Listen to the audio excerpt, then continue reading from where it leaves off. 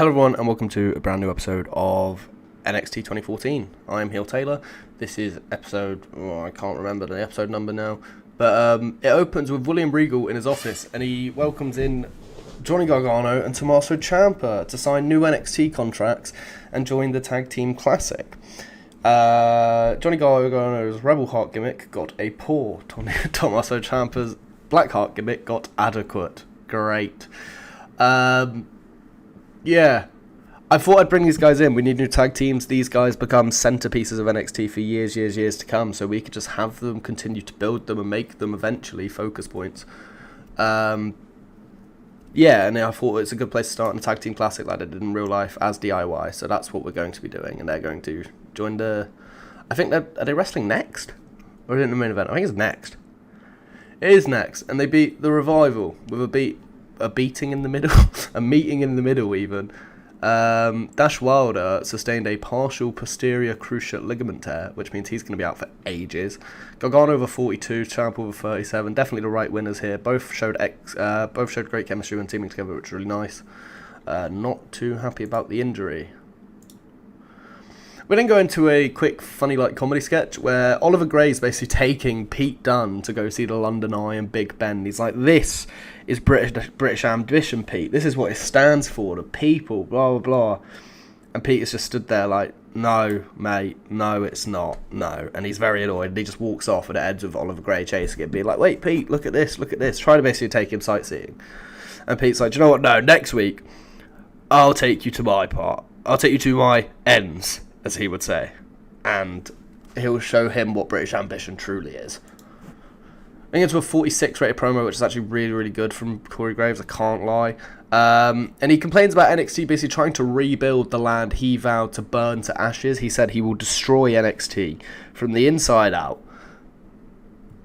And they just keep trying to get better and better, and he's not having it. He's really angry. He beat Xavier Woods at the pay-per-view, and he didn't even get a looking on the last show.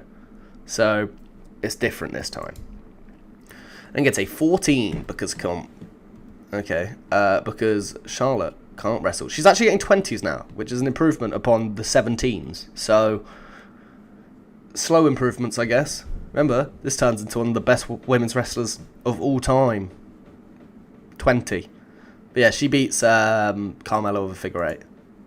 Then to a 22 rated segment afterwards, Sasha basically just runs out and attacks Charlotte post-match, and she demands a rematch. Nothing too intricate here in this segment. It's just your basic run-of-the-mill stuff. We'll then get a 43 rated segment, which is Ascension, on the Titantron, just sat in like a dark room, being all broody and stuff as they would. And broody? I mean moody there. I think broody is like when you want a baby. They don't want babies. But yeah, they've been watching the Tag Team Classic so far, and they said they fear no one. They're not scared of anyone. Okay? They're not. They're on top. They're the dons of the NXT Tag Team division. And we get the last match of the opening matches, and it's Buddy Murphy and Wesley Blake taking on Finn Balor and Hideo Itami. Hideo said he was going to get one of his mates from Japan. He didn't say it would be a Japanese friend, and he pulled across Finn Balor. And, yeah, pretty good. So all the first round matches are done. We'll have a semi-finals next week, a semi-finals the week after that, and then the finals at the pay-per-view. But, yeah, I'm pretty content with this. Finn and Hideo pick up the win over Buddy Murphy and Wesley Blake, and it will finally change gimmicks. Buddy Murphy is now using a Dubstep Cowboy, as a gimmick. It got a great rating, which is really nice to see. Woohoo. We'll change Wesley Blake's as well. He also got a great rating. This is really cool. I'm very glad things went to plan. We then go into a post-match segment where Murphy and Blake go backstage, and they're basically asking Alexa, they're trying to apologise, and look, we're really sorry, we know we lost, but, we're getting there, and she's like, you got one last chance, essentially. You've got one chance to win me over, because you guys suck. You've had one win out of, the 4 matches I've watched of you. Sort it out. And they're like, yes, miss, we'll do, miss, yes. I don't think we need to change her yet. We then have Gabriel Kid discussing the 3 other teams left in the Tag Team Classic. They are obviously talking about Hideo Itami and Finn Balor, the Hooligans, and DIY. And they're basically like, no match None of their next 2 matches options are going to be easy, but all of them are going to be winnable, and that is the plan. They're going to win the Tag Team Classic, get another shot at the Ascension, and take the titles off of them. So we'll see how that goes. Then, in a freestyle segment, like they literally all are, Bo Dallas announces next week will be his last NXT appearance, because you're darn right WWE have called him up as well, leaving me with no one. But yeah, Bo Dallas is also going, and next week will be his last appearance. A Regal comes out and is like, you know what, Bo, you've been so great to NXT. We want to give you one last match before you're out the door. One match to follow that Sami Zayn match. And he's like, oh, for God's sake, I thought I'd come here, get some champagne, get a thank you Bo chant, a few claps here and there. But fine. He'll take it after he wins the match and leaves to the main roster where his talents will actually be appreciated, as he would put it. So 52, this has got to be our best match ever, because I just chucked like some of our best wrestlers in here. Fantastic heat and great wrestling. Ono defeated Gable, Elias, and Sin Cara. Yeah, I don't think I've even shown Sin Cara on here yet, because he's a heel. Like, how do you book heel Sin Cara? But, okay.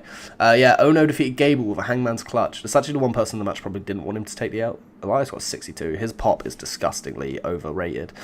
But I think he's been called up as well, I can't lie. So yeah, 46 from Ono, which is nothing to really complain about, because in terms of like our actual active main eventers, that's probably around their ratings, if not a bit better.